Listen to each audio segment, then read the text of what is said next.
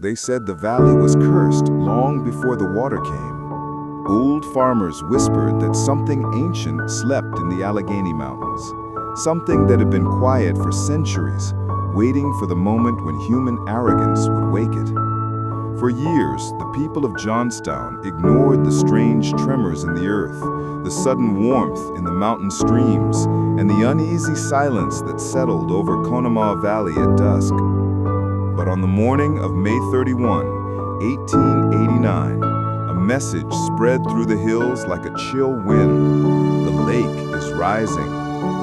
No one knew that this warming, simple and quiet as it was, marked the beginning of the deadliest disaster America had ever seen. And no one, rich or poor, miner or millionaire, would be spared from what happened when the Great Dam finally decided to break. It began with rain, not ordinary rain, but a relentless wall of water falling from the heavens as if the clouds above the Alleghenies had burst open in fury. For days, the sky refused to rest, pouring its weight onto the forests, the coal mines, the farms, and the narrow valleys carved centuries earlier by ancient glaciers. In Johnstown, a modest industrial town tucked deep within Pennsylvania's mountains, life went on with stubborn optimism. People had seen heavy rain before. They had watched the rivers swell and rumble, had heard the wooden bridges creak under the sudden strength of the current. It was nothing new, or so they believed. Johnstown in 1889 was a place built on sweat and steel. Immigrants from Germany, Ireland, Hungary, Wales, Italy, and beyond filled the narrow streets with the sounds of a dozen languages. The Cambria Iron Works, one of the largest steel producers in the United States, towered over the town like a blackened cathedral of fire and smoke. It breathed out steam by day and sparks by night. Families lived in tightly packed rows of wooden houses, simple but warm, clustered around the noise and heat of the rolling mills. Children played barefoot in muddy alleys. Their fathers worked 12-hour shifts, feeding coal into furnaces that glowed white-hot like miniature suns. Their mothers washed clothes in the river, chatted on porches, and kept the homes together despite the constant smell of metal dust drifting through the air. Above all of this, nestled high in the mountains, was a lake that did not belong there. It was called Lake Conemaugh, a vast body of water held back by an old earthen dam built decades earlier by the state as part of a canal system. When the canals fell out of use, the dam and lake were abandoned, left to rot under snow, storms, and time. In the early 1880s, the property was bought by an exclusive group of wealthy industrialists known as the South Fork Fishing and Hunting Club. These men were among America's most powerful: Andrew Carnegie, Henry Clay Frick, Andrew Mellon, names that would one day be carved into the nation's history as titans of steel, coal, and finance. They wanted a private mountain paradise where they could escape the noise of Pittsburgh and indulge in leisure that ordinary people could only imagine. They repaired the dam, but they did so cheaply, carelessly, and with a chilling lack of foresight. They lowered the top of the dam to make room for a carriage road. They removed the cast iron pipes that had once drained water safely from the lake. They replaced them with simple screens that clogged easily with debris. And they stocked the lake with expensive fish, making the water body a shimmering jewel of privilege high above the laboring valley. For years, the people of Johnstown worried about the dam. Whenever heavy rain fell, rumors spread. Workers would glance nervously toward the mountains. Shopkeepers would pause conversations to listen to the faint rumble of distant water. Yet every time the storm passed and the dam still stood, the town breathed again. Fear faded into routine. Routine hardened into complacency. But on May 30th and the early hours of May 31, 1889, the rain was different. Heavier, colder, unending. It soaked every inch of soil until the earth itself seemed to turn into a trembling sponge. Streams became rivers, and rivers became furious brown torrents carrying logs, branches, and even livestock through the valley. Telephone lines were knocked out, roads washed away. The hillside farms disappeared under sheets of mud. And up at the South Fork Dam, the lake began to swell. Inside Johnstown, people woke up to the sound of water rushing faster than they had ever heard. The Little Conemaugh River was no longer a river, but a seething, roaring monster, 3 times wider than normal and rising still. Women held children on their hips and stared from windows as fences vanished beneath the angry water. Men stood ankle-deep on porches using long sticks to measure how fast the river climbed. The telegraph operator in Johnstown sent frantic messages upriver, begging for updates. Something felt wrong. Something felt inevitable. Meanwhile, at the dam, engineers and laborers were engaged in a desperate fight. The men on duty that morning, far from wealthy owners, were ordinary workers. Exhausted, soaked, and terrified, they clawed at the earth with shovels, trying to raise the dam's sagging surface, but for every shovel of dirt they threw on, the rain washed 3 away. They found the drainage screens clogged solid with branches and dead leaves.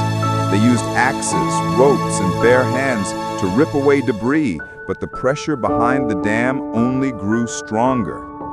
One man swore he felt the ground beneath him trembling. Another claimed he heard the dam groaning like a wounded animal.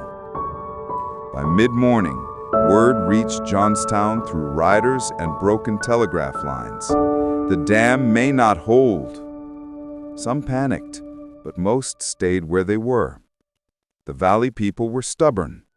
They had heard this warning before, and nothing had ever happened. Down in the town, children splashed in flooded streets. Families moved belongings to second floors. Shopkeepers stacked sandbags and boarded up their storefronts. The steel mill workers, drenched and smoking their break-time cigarettes under awnings, laughed nervously at the idea that a dam miles away could flatten an entire city. The water was rising, yes, but slowly, predictably, manageably. But they did not know how much water Lake Conemaugh held. They did not know how much the dam had weakened. They did not know that cracks had begun to snake through it like lines in a broken bone. In the late morning, a rider galloped into Johnstown, shouting a warning so desperate it sounded like prophecy. "The dam is going! Save yourselves!" Still many doubted. Some believed the rider was mistaken. Some believed the danger was exaggerated. Some believed they had more time. They were wrong. At 3:10 p.m., the dam, over 70 feet tall, nearly 1,000 feet wide, holding 20 million tons of water, gave way with a roar that echoed across the mountains like the first cry of the apocalypse. Witnesses later said it sounded like a cannon blast mixed with thunder and the cracking of the earth itself. The entire center of the dam crumbled, and the lake didn't simply spill, it exploded. A wall of water, taller than a 3-story building, blasted forward with the force of a runaway train, carrying with it the remains of the dam. Stones, timbers, trees, boats, stables, everything the lake had swallowed and hoarded through the years. The flood didn't flow. It attacked. It tore through the narrow mountain valley at nearly 40 miles per hour. It uprooted forests as if they were weeds. It scooped up barns and smashed them into splinters. It lifted entire houses from their foundations and hurled them downstream like toys tossed by a violent child. The water's front edge, called the debris wave, became a hellish raft of trees, barbed wire, dead animals, furniture, and screaming people clinging to anything they could grasp. Before the water reached Johnstown, the air changed. Birds fell silent. Horses reared and screamed in their stables. Dogs barked frantically. The sky darkened from the dust and debris kicked up by the approaching flood. A sound rose, deep, low, and growing, like the earth itself was groaning. Then the water arrived. It hit the outskirts of Johnstown with the fury of nature unbound. Houses shattered instantly. Factories disappeared as walls collapsed. And yet, as the waters receded and the silence settled over the ruined valley, what struck many survivors the most was not only the scale of the physical destruction, but the eerie sense that time itself had been torn apart. People wandered through what had once been familiar streets, but now resembled the surface of another world. Streets where landmarks no longer existed, where houses stood upside down or miles from their original foundations, where personal belongings hung from snapped trees like ghosts of lives interrupted. A cradle lodged inside the branches of a tall oak would later be photographed and published worldwide, a haunting symbol of how violently the ordinary had been twisted by forces beyond imagination. The days that followed became a mixture of grief, desperation, and a fragile spark of hope. Rescue efforts continued day and night, though many rescuers were often so overwhelmed by the enormity of the task that they worked in silence, driven only by instinct. Entire families were gone, leaving behind no one to identify their remains. Undertakers arrived from distant towns and cities, confronted with rows of bodies laid out in makeshift morgues, schools, churches, warehouses, each corpse tagged with a number because names were impossible to confirm. Newspapers across the United States sent reporters, and soon the country found itself reading daily dispatches describing a disaster so massive that it felt almost biblical. But even amid the devastation, stories of astonishing survival surfaced. One such tale involved a young mother named Ellen, who had clung to a floating bureau for more than 6 hours, her infant wrapped tightly in blankets. Every wave threatened to overturn the makeshift raft, and each roar of the flood reminded her of the danger beneath. Yet somehow, against all logic, she and the baby drifted into calmer water and were discovered by a group of rescuers who could hardly believe what they were seeing. Another man survived by tying himself to the roof of his barn, which floated intact for miles before gently grounding on a hillside. He later told journalists that he never believed he would live long enough to touch solid ground again. As the community struggled to regroup, attention turned to the South Fork Fishing and Hunting Club. Anger simmered beneath the surface, and conversations in relief camps grew heated each day. Many survivors had lost everything, and as their shock faded, a sharper clarity replaced it. People began to question how a dam built decades earlier, neglected despite repeated warnings, could have failed so catastrophically. Engineers visiting the site were appalled by what they found. The dam had been lowered to make room for a road. Drainage pipes had been removed, and repairs were done with simple earth and clay instead of stronger materials. These revelations fueled outrage, and it wasn't long before survivors demanded accountability. Lawsuits were filed, dozens of them, accusing the wealthy club members of negligence. But the legal system at the time favored property rights over victim restitution, and the doctrine of act of God became the central defense. Despite strong evidence that the dam had been structurally unsound for years, every case collapsed in court. The club members paid nothing. Not Andrew Carnegie, not Henry Clay Frick, not any of the other powerful men whose money maintained the exclusive retreat. The people of Johnstown received donations and aid from across the country, but they received no justice. Relief efforts, however, showcased the remarkable resilience of Americans during crisis. The American Red Cross, led by Clara Barton, played a monumental role. Barton arrived within days of the disaster, accompanied by volunteers and supplies, and set up massive distribution centers for clothing, food, and medical care.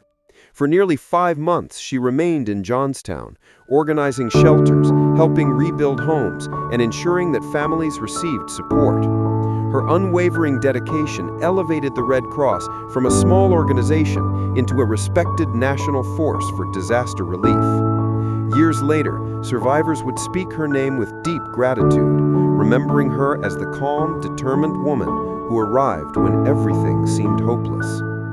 The reconstruction of Johnstown became a symbol of endurance. Men cleared debris, women cooked for work crews, children gathered salvageable materials to help rebuild their homes.